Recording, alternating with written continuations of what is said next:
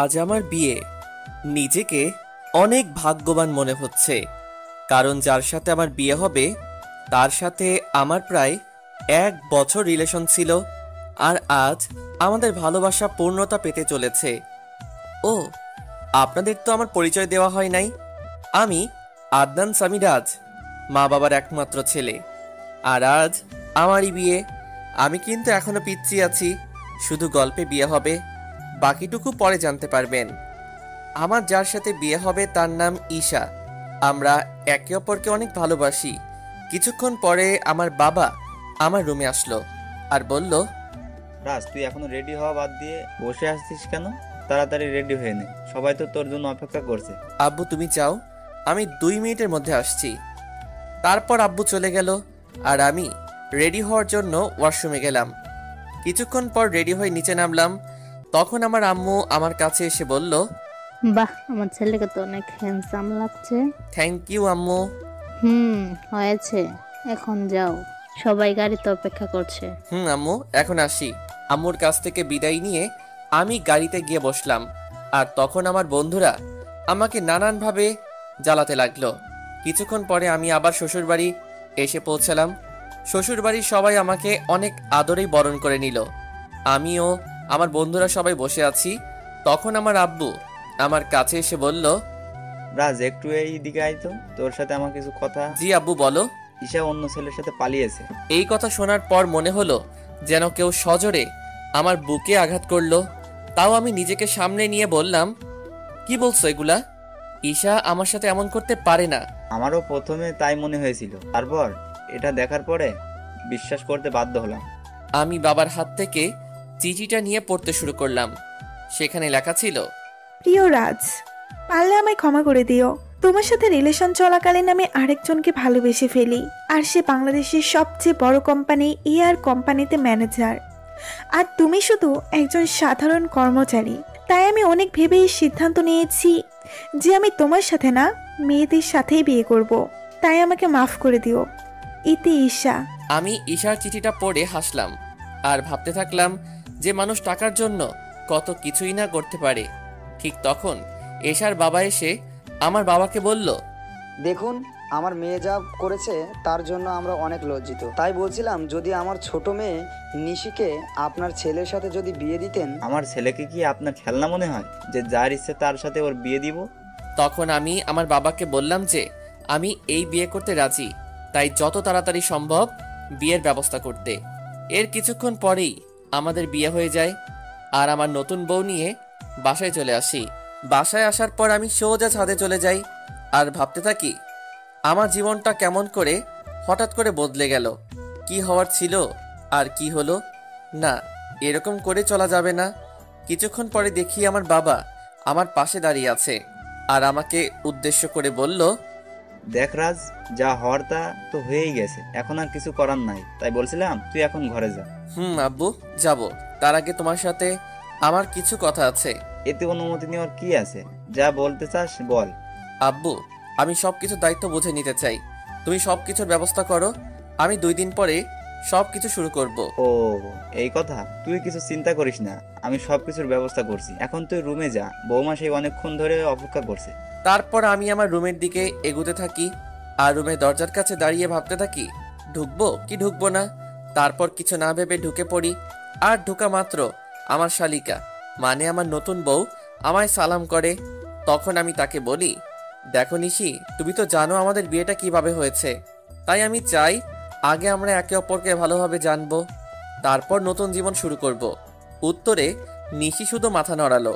তাই বেশি কিছু না বলে নিশিকে বিছানায় আর আমি সোফায় শুয়ে পড়ি আর হারিয়ে যাই ঘুমের রাজ্যে। সকালে একটা মিষ্টি কণ্ঠে ঘুম ভাঙে। তখন আমি চোখ মেলে দেখি নিশি আমায় ডাকছে। আমি ওর দিকে তাকিয়ে নিজের চোখ সরাতে পারছি না, কারণ নিশি মাত্র শাওয়ার নিয়ে বের হলো আর ভেজা চুলে নিশিকে অসাধারণ লাগছে। তখন আবার নিশির কথায় বাস্তবে ফিরি। তাই আমি নিশিকে জিজ্ঞাসা করলাম, কি হয়েছে, এত ডাকছো কেন? নিচে সবাই নাস্তা করার জন্য ডাকছে, আপনাকে আর আমাকে, তাই। ও, তুমি একটু ওয়েট করো, আমি ফ্রেশ হয়ে আসছি। তারপর আমি ফ্রেশ হওয়ার জন্য ওয়াশরুমে যাই আর যখন বের হয় তখন নিশিকে দেখে ক্রাশ খাই, কারণ আমি বের হয়ে দেখি নিশি একটা নীল শাড়ি পরে আছে, তার সাথে হালকা সাজ। এমনিতেই আমার নীল কালার অনেক প্রিয়। আমি ভালো করে লক্ষ্য করে দেখলাম যে নিশি ভালোভাবে শাড়ি পরতে পারে নাই, কোনো রকম শুধু পেঁচিয়ে রেখেছে। এটা দেখে আমি জোরে হেসে দিলাম। আর তখন নিশি আমার কাছে এসে বলল, এ কি, আপনি পাগলের মতো হাসছেন কেন? কি আমি পাগল? নয়তো কি, পাগল না হলে কেউ এমন করে হাসে? তোমার শাড়ি পরা দেখলে যে কেউ পাগল হয়ে যাবে। দেখুন, একদম হাসবেন না। আমি শাড়ি পরতে পারি না, তাই বলে এইভাবে হাসতে হবে? ঠিক আছে, আর হাসবো না। তার আগে তুমি আমার কাছে আসো, তোমায় ভালো করে শাড়ি পরিয়ে দেই। আপনি শাড়ি পরাতে পারেন? পারি। দাঁড়াও, তোমাকে পরিয়ে দেই। তারপর আমি নিশিকে শাড়ি পরিয়ে দেই, আর নিশি আমার দিকে অপলক তাকিয়ে আছে। শাড়ি পরানো শেষে আমি নিশির দিকে তাকিয়ে ওর প্রেমে পড়ে যাই, কারণ শাড়িতে নিশিকে অপরূপ সুন্দর লাগছে। আর নিশি দেখতে ঈশার থেকেও অনেক সুন্দর। আমি ওর দিকে তাকিয়ে আছি, এমন সময় নিশি আমাকে বলে, বাহ, আপনি তো দেখছি অনেক ভালো শাড়ি পরাতে পারেন। নিশ্চয়ই আপুকে পরানোর জন্য শিখেছেন। এটা বলেই নিশি নিজের জিহ্বায় কামড় দেয়, কারণ সে ভুল কথা বলে ফেলেছে। আর ঈশার কথা শুনে আমার মন আবার খারাপ হয়ে যায়। তাই আমি নিশিকে বলি, চলো এখন নিচে যাওয়া যাক, সবাই আমাদের জন্য অপেক্ষা করছে। তারপর আমি আর নিশি নিচে যাই। তখন সবাই আমাদের দিকে অবাক হয়ে তাকিয়ে থাকে, কারণ আমিও একটা নীল শেরওয়ানি পরেছি। তারপর আমি আর নিশি খাওয়ার টেবিলে পাশাপাশি বসি। আর খাওয়ার এক পর্যায়ে আমি আব্বুকে বলি, আব্বু, আমি ইয়ামিনের সাথে সব কথা বলে নিয়েছি, আর কাল সকালে আমি আর নিশি কয়েকদিনের জন্য ঢাকায় যাব। বুঝেছি। আর আমিও সব কথা বলে রেখেছি, কালকে সকালে তোদের ঢাকার ফ্লাইট। আমি যা যা বলেছিলাম সব কিছুর অ্যারেঞ্জমেন্ট কি হয়ে গেছে আব্বু? না, সব হয় নাই, তবে আজকের মধ্যে হয়ে যাবে। তারপর আরো কিছু কথা বলে আমি আর নিশি রুমে আসলাম। তখন নিশি আমায় জিজ্ঞাসা করলো যে আমরা কেন ঢাকায় যাব। তাই আমি তাকে বললাম যে এটা আমার তরফ থেকে নিশির জন্য সারপ্রাইজ। আর আমি নিশিকে ব্যাগ গুছিয়ে রাখতে বলি। নিশি আমার কথা মতো নিজের ব্যাগ গুছিয়ে রাখে। অন্যদিকে ঈশা আর মেহেদিও বিয়ে করেছে, আর তারা দুজনই অনেক খুশি। আর তখন মেহেদির ফোনে একটা কল আসে। হ্যালো, কি বলছেন? ও স্যার, আপনি কিছু দরকার আছে নাকি? ওকে স্যার, আমি সব ব্যবস্থা করে দিব। এখন রাখি। কে ফোন করেছিল? আমাদের নিউ সিও ফোন করেছিল আর বলল যে কাল তিনি ও তার ওয়াইফ আসবে ঢাকায়, তাই একটা গ্র্যান্ড পার্টির অ্যারেঞ্জমেন্ট করা হয়েছে। আর সেখানে আমাকে আমার বউকে নিয়ে উপস্থিত থাকতে হবে।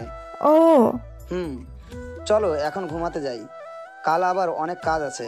তার পরের দিন মেহেদি আর ঈশা পার্টিতে যায়, আর তার পৌঁছানোর কিছুক্ষণ পরে হেলিকপ্টারে করে মেহেদির নিউ বস আসে, আর অফিসের সব স্টাফ তাকে স্বাগতম জানানোর জন্য যায়।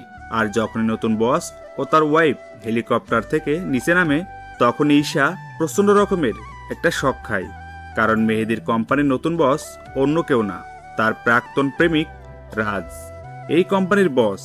আর তার ওয়াইফ হলো ঈশার আপন বোন নিশি। কিন্তু এটা কিভাবে সম্ভব?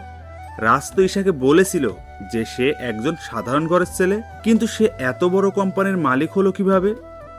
তারপর আমি আর নিশি হেলিকপ্টার থেকে নেমে আসি, আর দেখি যে ঈশা আমাদের দিকে অবাক চোখে তাকিয়ে আছে। সে হয়তো ভাবছে আমি এখানে কেমন করে আসলাম, আর মালিকই বা কেমন করে হলাম।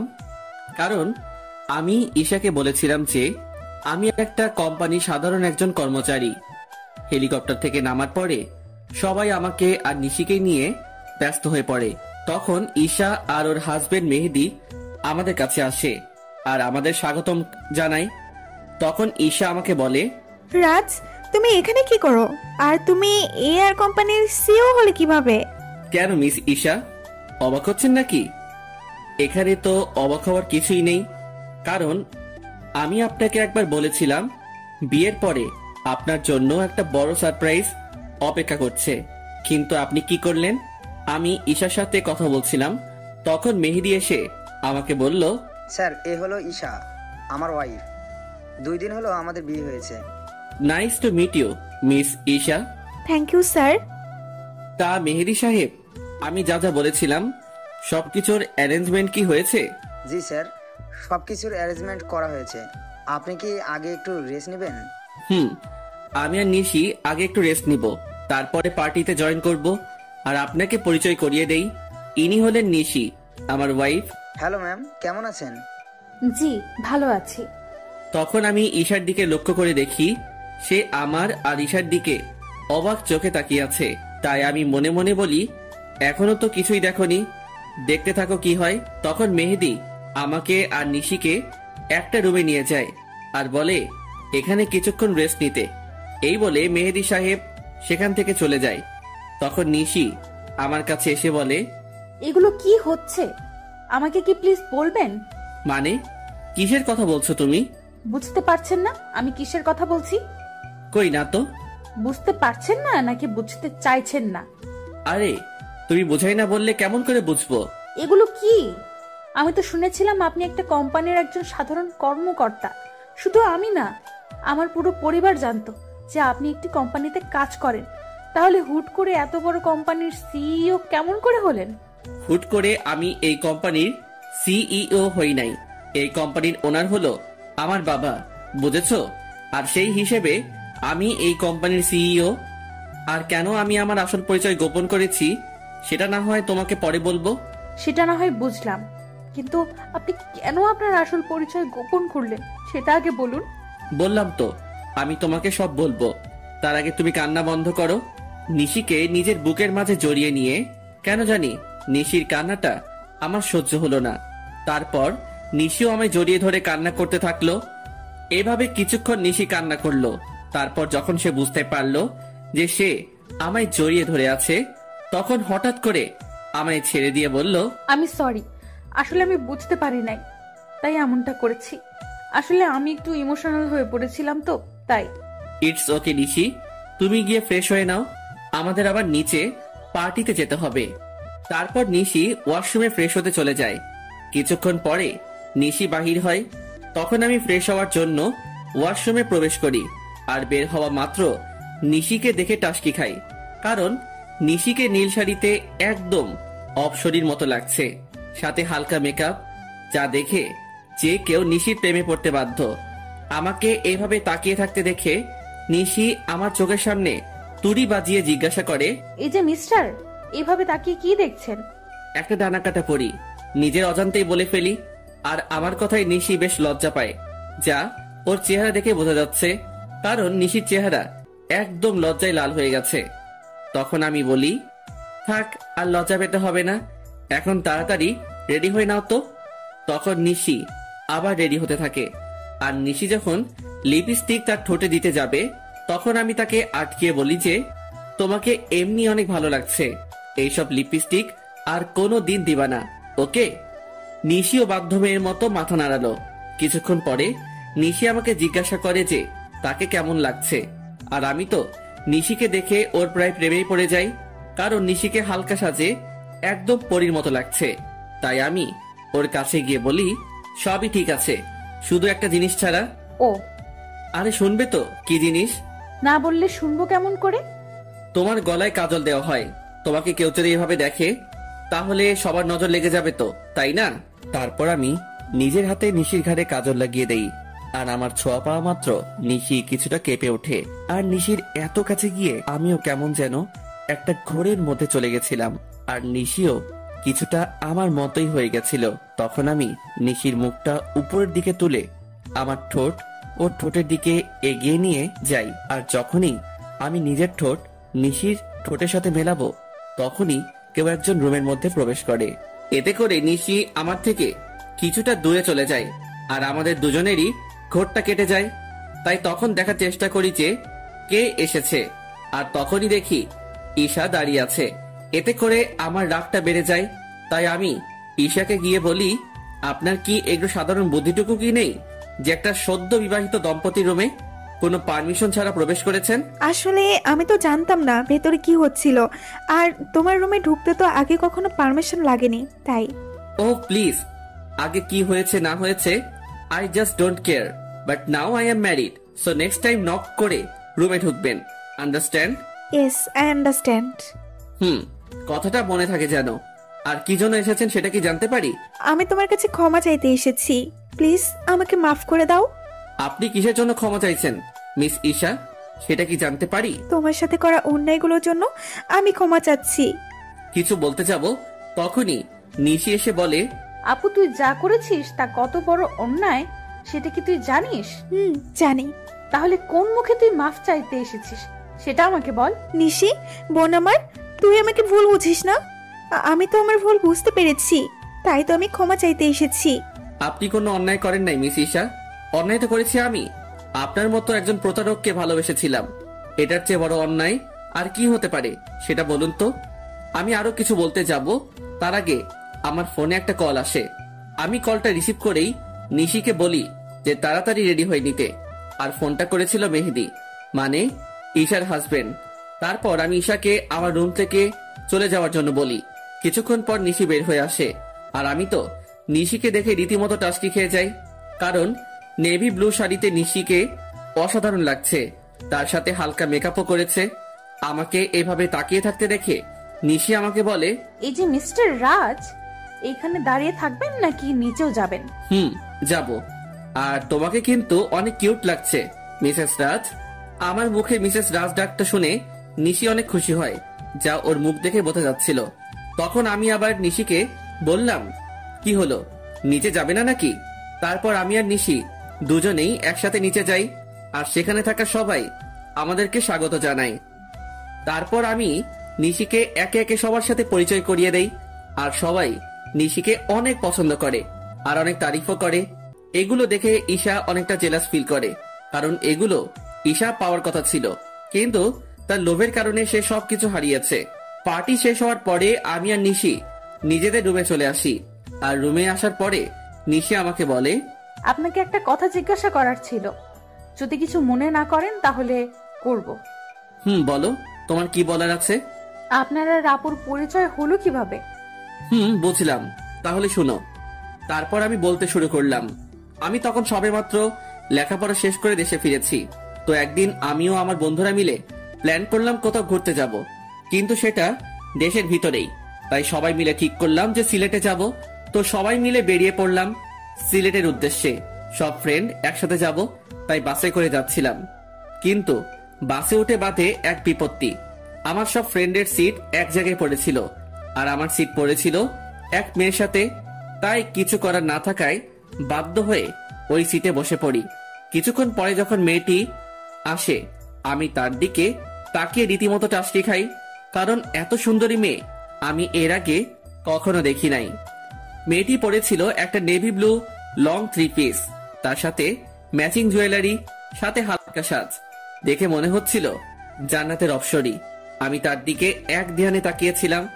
আমার এভাবে তাকানো দেখে মেয়েটি বলে ওঠে, এই যে মিস্টার, দেখা শেষ হইলে আমাকে বসার জায়গাটা দিন। মেয়েটি কিছুক্ষণ পরে আমায় জিজ্ঞাসা করে, হাই, আমি ঈশা। আপনার নামটা কি জানতে পারি? আমি রাজ। বাহ, চেহারার সাথে নামেরও মিল আছে। সিলেট যাচ্ছেন নিশ্চয়? আপনি কেমন করে জানলেন? এমন আবাল তো জীবনেও দেখি নাই। সিলেটের বাসে করে মানুষ অন্য কোথাও কি যাইতে পারে বলেন তো? এটাই আপনি বুঝবেন না মিস্টার। রাগ তোর বুঝাবুঝি। ও তখন আমি তাকে বললাম যে, আপনি কি একাই যাচ্ছেন নাকি? উত্তরে সে বলল, একা কেন যাব, আমার সাথে তো আপনি আছেন, তাই না? আপনি যদি চান তাহলে সত্যি যেতে পারি। মনে মনে বললাম। কিছু বললেন? কই না তো। ও, আমি মনে করেছিলাম হয়তো কিছু বললেন। না, আমি তো কিছুই বলি নাই। তা সিলেটে কোথায় যাচ্ছেন? এই তো ফ্রেন্ডসদের সাথে ঘুরতে যাইতেছি। আর আপনি? আমিও তো ফ্রেন্ডের সাথে যাচ্ছি। আপনি কি স্টুডেন্ট নাকি জব টপ করেন? আমি হলাম। আপনি হলেন কি? না, আসল পরিচয়টা দেওয়া যাবে না।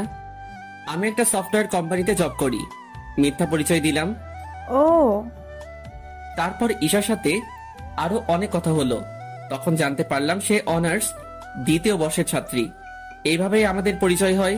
তারপর পরিচয় থেকে ভালোবাসা। আমি আর ঈশা অনেক ভালো ফ্রেন্ড হয়ে গেছিলাম। আমরা সিলেট থেকে ফিরে এসেও একে অপরের সাথে যোগাযোগ করতাম। একদিন আমি ঈশাকে প্রপোজ করি, আর ঈশাও সেটা অ্যাকসেপ্ট করে।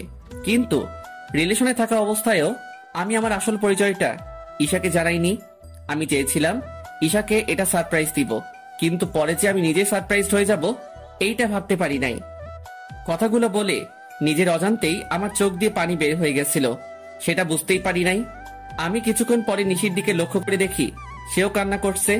তখন আমি তাকে বলি, এ কি, তুমি কান্না করছো কেন?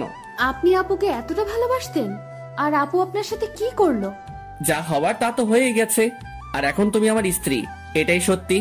আর আমি চাই এই সম্পর্কটা ভালোভাবে নিভাতে। আমি চেষ্টা করব। তার আগে বলেন, আপনি আর কখনো আপুর কথা মনে করবেন না। কথা দিলাম। নিশি আমাকে এভাবে জড়িয়ে ধরবে আমি সেটা ভাবতেও পারি নাই। কেন যেন নিশির এভাবে জড়িয়ে ধরা আমার অনেক ভালোই লাগছে। এই যে মিস, এবার কি আমাকে ছাড়বেন? কথাটি বলা মাত্র নিশি আমাকে ছেড়ে দিল, আর নিশির মুখ একদম লজ্জায় লাল হয়ে আছে। তখন আমি নিশিকে আমার কোলের উপর বসিয়ে ওর চুলে বিলি কেটে দিতে দিতে বললাম, আমাকে ছেড়ে কখনো যাবে না তো? না, কখনোই না। তারপর আমি নিশির কপালে আলতো করে একটা চুমু খেলাম, আর আমার ঠোঁটের ছোঁয়া পাওয়া মাত্র নিশি কেঁপে উঠল। এখন যাও, ফ্রেশ হয়ে আসো। আজ এমনিতেও অনেক ধকল গেছে, আগামীকাল থেকে আমরা নতুন জীবন শুরু করব।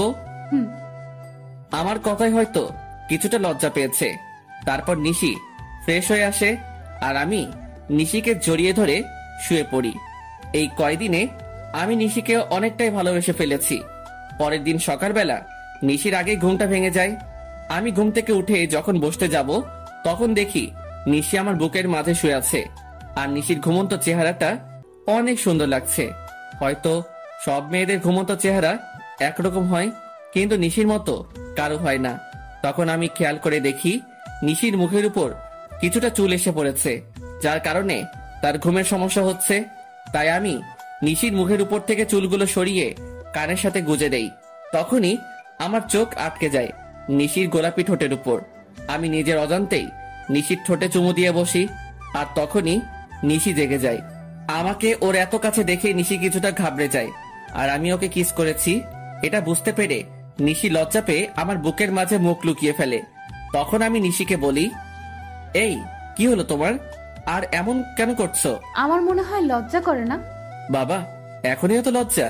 তাহলে রাতে যা হবে তখন কি করবা? যা ফাজিল কোথাকার, মুখে কিচ্ছু আটকায় না। নিশি জানো, তোমার ঠোঁটের স্বাদ কিন্তু সেই রকম। নিশিকে লজ্জা দেওয়ার জন্য। যা। আর আমি বসে বসে ভাবতে লাগলাম, পাগলিটা এই কয়দিনে আমাকে অনেক ভালোবেসে ফেলেছে, আর আমিও ওকে অনেক ভালোবেসে ফেলেছি। কিছুক্ষণ পরে নিশি ওয়াশরুম থেকে বাহির হলো, আর আমি ফ্রেশ হতে চলে গেলাম। আমি ফ্রেশ হয়ে এসে দেখি নিশি চুল বুঝছে। তখন আমি নিশিকে পেছন থেকে জড়িয়ে ধরি, আর নিশির চুলের মধ্যে নাক ডুবিয়ে দেই। এতে নিশি কিছুটা কেঁপে ওঠে। আমি নিশির চুলের গন্ধে কোথায় যেন হারিয়ে গিয়েছিলাম। নিশির ডাকে আমার ঘোর ভাঙলো। নিশি আমাকে বলল, এই যে মিস্টার, অফিসে যাবেন না নাকি? এত সুন্দর বউ রেখে কিভাবে অফিস যাই বলো তো? তার চেয়ে বরং চলো তুমি আর আমি ঘুরতে যাই। সত্যি বলছেন? না, মিথ্যা বলছি। আমার কথা শুনে নিশির হাসি মাখা মুখ নিমিষেই গায়েব হয়ে গেল। তখন আমি বললাম, থাক, আর ঢং করতে হবে না, তাড়াতাড়ি গিয়ে রেডি হয়ে আসুন। আপনি অনেক কিউট বলে আমাকে কিস করে এক দৌড়ে পালালো। আমি তখন মনে মনে বললাম, পাগলি একটা। কিছুক্ষণ পরে নিশি নেভি ব্লু শাড়ি পরে বের হলো, আর সাথে হালকা সাজ। এতে নিশিকে আরো বেশি সুন্দরী লাগছিল। তারপর নিশি আমার কাছে এসে বলে, চলুন, আমি রেডি। চলো। তারপর আমি ম্যানেজারকে ফোন দিয়ে আসতে বলি। ম্যানেজার মানে ঈশার হাজবেন্ড। কিছুক্ষণ পরে ঈশা ও তার হাজবেন্ড আসে, আর আমাকে বলে, স্যার, আপনি যা যা বলেছিলেন সব রেডি। ধন্যবাদ মেহেদি সাহেব। আরে, এতে ধন্যবাদ দেওয়ার কি আছে? মেহেদি সাহেব, আমি আপনাকে একটা জিনিস আনতে বলেছিলাম, সেটা কি এনেছেন? হ্যাঁ স্যার, এনেছি, এই নিন। তখন আমি নিশিকে ডাকি আর জিজ্ঞাসা করি, এটা কেমন হয়েছে? আপনাদের তো বলতেই ভুলে গিয়েছি, ওই প্যাকেটের মধ্যে একটা নেকলেস ছিল, যেটা আমি নিশির জন্য আনতে বলেছিলাম। Wow, it's gorgeous. এবার পড়ুন দেখি। এটা আমার জন্য? এবার পড়ুন তো। না, আপনি আমাকে পরিয়ে দিন। তো কি আর করার, সবার সামনে আমি নিশিকে নেকলেসটা পরিয়ে দিলাম। পরানোর পর ঈশার দিকে তাকিয়ে দেখি সে কেমন করে যেন তাকিয়ে আছে নিশির দিকে। হয়তো সে এটা ভাবছে যে যা ওর পাওয়ার কথা ছিল সেটা তার ছোট বোন পাইতেছে। তারপর আমি আর নিশি ঘুরতে বাহির হলাম। সারাদিন ঘোরাঘুরি করে যখন নদীর ধারে গিয়ে বসলাম, তখন নিশি বলল যে সে ফুচকা খাবে। অনেক বোঝানোর পরেও কোনো লাভ হইল না, তাই তাকে ফুচকা খেতে নিয়ে গেলাম। আর আমি নিশির ফুচকা খাওয়া দেখে অবাক না হয়ে পারলাম না। মেয়েরা এত ফুচকা কিভাবে খেতে পারে সেটা আল্লাহই ভালো জানে। প্রায় অনেক রাত হয়ে যায় বাসায় ফিরতে। তারপর বাসায় ফিরেই আমি ওয়াশরুমে চলে যাই ফ্রেশ হতে। আমি বের হওয়ার পরে নিশি ঢুকে। কিছুক্ষণ পরে নিশি বাহির হয়। তখন আমি নিশিকে গিয়ে পেছন থেকে জড়িয়ে ধরি আর বলি, সকালে কি বলেছিলাম মনে আছে? নিশি উত্তরে শুধু মাথা নাড়ালো। তাহলে শুরু করা যাক। আমি কি নিষেধ করেছি নাকি? আমি নিশির শাড়ি পেয়ে ওকে কোলে তুলে নেই আর বিছানায় গিয়ে রাখি। তারপর আমি নিশির গলায় আস্তে করে কয়েকটা কিস করি। এতে নিশির নিঃশ্বাস আস্তে আস্তে ঘন হতে থাকে। তারপর আমরা দুজন হারিয়ে যাই ভালোবাসার অতলে। আর কিছু কমু না, লজ্জা লাগে। পরের দিন সকালে নিশির ডাকে আমার ঘুম ভাঙে। নিশি মাত্র গোসল করে এসেছে আর ওকে দেখতেও অসাধারণ লাগছে। তাই আমি নিশিকে এক টানে আমার বুকের উপর নিয়ে আসি। তখন নিশি বলে, সারা রাত দুষ্টামি করেও হয় নাই, এখন আবার শুরু করেছেন? তাড়াতাড়ি রেডি হয়ে অফিস যান। ওকে বাবা, আমি যাইতেছি। তার আগে একটা কিস দাও। একটা দিলে যাবেন? যাবো। তারপর নিশি আমাকে একটা কিস দেয় আর আমিও উঠে ফ্রেশ হয়ে অফিসে চলে যাই। কিছুদিন পরে আমি আর নিশি আমাদের বাসায় চলে আসি আর সেখান থেকেই অফিস শুরু করি। খুনসুটি ভালোবাসায় আমাদের দিন খুব ভালোই চলছিল। কিন্তু একদিন হঠাৎ করে সবকিছু এলোমেলো হয়ে যায়। দেখতে দেখতে আমার আর নিশির বিয়ের 3 মাস পার হয়ে গেছে। আর এই 3টা মাসের মধ্যে নিশি একদিনও আমার বুকে মাথা না দিয়ে ঘুমায় না। এই 3 মাসে আমার দুজনকে অনেক বেশি ভালোবেসে ফেলি। সকালে আমি অফিসের জন্য রেডি হচ্ছিলাম, তখন নিশি এসে আমাকে পেছন থেকে জড়িয়ে ধরে আর বলে, আজ অফিস থেকে একটু তাড়াতাড়ি আসবেন কেমন? আজ আপনার জন্য একটা সারপ্রাইজ আছে। কি সারপ্রাইজ গো বউ? এখন বলা যাবে না, আগে অফিস থেকে ফিরুন, তারপর বলবো। ওকে, এবার আমার কাছে আসো তো, তোমায় একটু আদর করে নেই। সবসময় দুষ্টুমি তাই না? না গো বউ, তুমি জানো না তোমায় আদর না করে গেলে আমার দিন ভালো যায় না। তাই এখন আর কোনো কথা না বলে আমার কাছে আসো। তারপর নিশি আমার কাছে আসলো আর আমি নিশির ঠোঁট জোড়া আমার দখলে নিয়ে নিলাম। প্রায় 5 মিনিট পরে ছাড়লাম। তারপর আমি নিশিকে বললাম, আমি এখন আসি। আপনি খুব স্বার্থপর। কেন গো, আমি আবার কি করলাম? আপনি তো ঠিকই আপনার ভাগের আদরটা নিলেন আর আমার পাওনাটা না দিয়ে চলে যাচ্ছেন। ও কি বোঝাতে চাইছে সেটা আমি বুঝতে পেরে আমি নিশিকে আমার কাছে ডাকি, কিন্তু সে আসবে না। মহারানী বলে, নিশি বাবু আমার কাছে আসো। আমি কোনো বাবু নই, আর নিশি রাগ করেছে তাই কারোর সাথে কথা বলবে না। ও তাই? দেখি এবার নিশি কেমন করে রাগ করে থাকে। এই বলে নিশিকে আমার কাছে নিয়ে এসে ওর কপালে একটা ভালোবাসার পরশ এঁকে দেই আর নিশি আমাকে শক্ত করে জড়িয়ে ধরে। নিশি সোনা, এবার ছাড়ো, আমার তো অফিসে লেট হয়ে যাচ্ছে। আর একটু থাকি না। না বাবু, আবার পরে থেকো, আমি এখন অফিসে যাব যে। ওকে, সাবধানে যাবেন কিন্তু। যথা আজ্ঞা মহারানী। যাও বৎস। উফ, এই হাসিটার জন্য আমি সব করতে পারি। এই যে মিস্টার, এবার যান। বাই। তারপর আমি অফিসে চলে আসি, কিন্তু অফিসেও মন বসছে না। তাই নিশিকে ফোন দিলাম। অপরদিকে নিশি ভাবছে, আজ যখন ও জানতে পারবে যে ও বাবা হতে চলেছে তখন কতই না খুশি হবে। আমার যে আর অপেক্ষা সহ্য হচ্ছে না, মন চাইছে ওকে এখনই গিয়ে বলে আসি। নিশি এগুলো ভাবছিল, এমন সময় ওর ফোন বেজে ওঠে আর নিশি ফোনের স্ক্রিনে তাকিয়ে দেখে আমি ফোন দিয়েছি। তাই সে তাড়াতাড়ি ফোনটা রিসিভ করে আর বলে, কি হলো বর, এত জলদি আমার কথা মনে পড়ে গেল? গো বউ, তোমার কথা তো সবসময় মনে পড়ে, কিন্তু কি করব বলো? কিছুই করতে হবে না, আপনি শুধু আজ তাড়াতাড়ি বাসায় আসবেন, তাহলেই হবে। আর এখন কাজ করেন তো। ওকে আমার সুইট বউ, এখন রাখি। ওকে মিস্টার বর, বাই। নিশির সাথে কথা বলার পর আমি কিছু জরুরি কাজ ছেড়ে ফেলি আর দেখতে দেখতে বিকেল হয়ে যায়। তাই আমি বাসায় যাওয়ার জন্য রেডি হয়ে নেই। আর তখনই অফিসের পিয়ন এসে আমাকে একটা পার্সেল দিয়ে যায় আর ওই পার্সেলটি খোলার পর আমার পায়ের তল থেকে মাটি সরে যায়। পার্সেলটিতে অনেকগুলো ছবি ছিল আর সবগুলো ছবি নিশি আর একটা ছেলের। ছবিতে নিশি ছেলেটার সাথে অনেক ঘনিষ্ঠ অবস্থায় আছে, যা দেখার পরে আমার চোখ দিয়ে অবাধ ধারায় পানি পড়ছে। শেষে কিনা নিশিও আমায় ধোকা দিল। আমি আর কিছু ভাবতে পারছিলাম না। তখনই নিশির ফোন আসে আর ও বলে, অনিচ্ছা থাকা সত্ত্বেও আমি ফোনটা রিসিভ করি। আর তখনই নিশি বলতে শুরু করলো, আপনি কখন বাসায় আসবেন? আজকে আপনার তাড়াতাড়ি আসার কথা, তাহলে এত লেট করছেন কেন? এখন আমি অনেক ব্যস্ত আছি, তাই আসতে লেট হবে। কিন্তু আপনি তো আমায় প্রমিস করেছিলেন যে আজ তাড়াতাড়ি বাসায় ফিরবেন। তুমি এত বেশি কথা বলছো কেন? বললাম না আমি ব্যস্ত আছি, তারপরেও একই কথা বারবার বলে যাচ্ছ। অনেক রেগে আর জোরে কথাটা বললাম। এতে নিশি অনেকটাই ভয় পায়। অপর পাশ থেকে ফুপিয়ে ফুপিয়ে কান্নার আওয়াজ আসছে। অন্য সময় হলে হয়তো আমি ওকে সান্ত্বনা দিতাম, কিন্তু এখন ওর কথা ভাবতেও আমার অসহ্য লাগছে। আচ্ছা ঠিক, কিন্তু আরো কিছু বলতে যাবে তার আগে আমি ফোনটা কেটে দেই। ফোন রেখে আমি চেয়ারে বসে পড়ি, আর তখনই আমার চোখ যায় ছবিগুলোর দিকে। কারণ ছবির অপর পাশে একটা নম্বর লেখা ছিল, তাই আমি ওই নম্বরে ফোন দেই। আর ফোনটা রিসিভ করে একজন ছেলে, সে ফোনটি ধরে বলতে শুরু করে, আরে মিস্টার রাজ, এত তাড়াতাড়ি ফোন করলেন যে? কে আপনি, আর আমাকে কেমন করে চিনলেন? আমি কে সেটা না হয় দেখা করেই আপনাকে বলবো। আমি কোনো অচেনা লোকের সাথে দেখা করি না। আমি সেটা জানি মিস্টার রাজ, তাই তো বলছিলাম যদি ছবিগুলোর ব্যাপারে জানতে চান তাহলে আমার সাথে দেখা করুন। আমি কি করব বুঝতে পারছি না। আমাকে তো জানতেই হবে এই ছবি ছেলেটাকে, আর নিশির সাথেই বা তার কি সম্পর্ক। তাই আমি সেই লোকটির সাথে দেখা করার জন্য রাজি হয়ে যাই, আর সেই লোকটি আমাকে একটা ঠিকানা দেয়। তাই আমি দেরি না করে বেরিয়ে পড়ি, আর কিছুক্ষণের মধ্যে সেখানে পৌঁছে যাই। সেখানে পৌঁছানো মাত্র আমি লোকটিকে ফোন দেই, কিন্তু লোকটি ফোন ধরছে না। আমি বেশ কয়েকবার ফোন দেই, কিন্তু প্রতিবারই ব্যর্থ হই। আমি প্রায় ঘন্টাখানিক ধরে অপেক্ষা করছিলাম। তখন কেউ একজন বলে উঠল, অপেক্ষা করার জন্য ধন্যবাদ। আমি পিছনে তাকিয়ে দেখি লোকটি আর কেউ নয়, নিশির সাথে যার ছবি রেখেছিলাম এটি সেই লোক। তবুও আমি মাথা ঠান্ডা রাখার চেষ্টা করে বলি, আমাকে এখানে ডাকার কারণ কি, আর আপনি বা কে? আমি সাজিদ রহমান। আমি আর নিশি একে অপরকে অনেক ভালোবাসি, সেটা বলার জন্যই আপনাকে ডেকেছি। লোকটির কথা শুনে আমার মাথা গরম হয়ে গেল, তাই আমি রাগের মাথায় লোকটিকে মারতে শুরু করলাম। এমন সময় আমি একাই থেমে যাই, আর তাকে বলি, আপনি যেটা বলছেন সেটা সত্যি, এটা আমি কিভাবে বিলিভ করব? সেজন্যই তো আমি আপনাকে ছবিগুলো পাঠিয়েছি, আর এখন বিলিভ করা আর না করা সেটা আপনার ব্যাপার। আমি কি বলবো কিছু ভেবে পাচ্ছিলাম না, কারণ ছবিতে নিশি আর সাজিদকেই দেখা যাচ্ছে।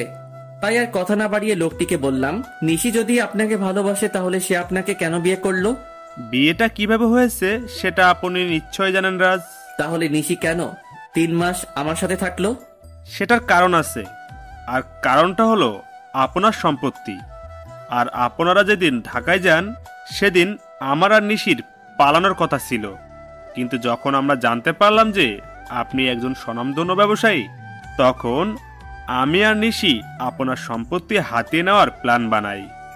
লোকটির কথা শুনে আমার কষ্টের মাত্রাটা আরো বেড়ে গেল, কারণ প্রথমে টাকার জন্য ঈশা আমার সাথে বেইমানি করলো, আর এখন আমি যাকে সবচেয়ে বেশি ভালোবাসি সেও আমার সাথে। না, আর কিছু ভাবতে পারছি না।